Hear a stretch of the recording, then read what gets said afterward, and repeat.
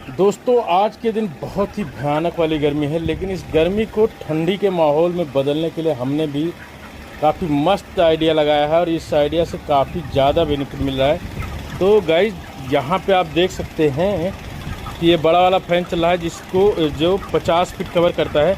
और हमने क्या किया है कि ये टंकी जो होती है ना, इसमें पानी भर के इसके मुँह पे रख देते हैं। तो थोड़ी देर के लिए इधर से रखा जाता है तो आधा कवर कर जाता है दोस्तों, आधा उधर से कवर कर लेता है। काफ़ी बेहतर रिस्पॉन्स है।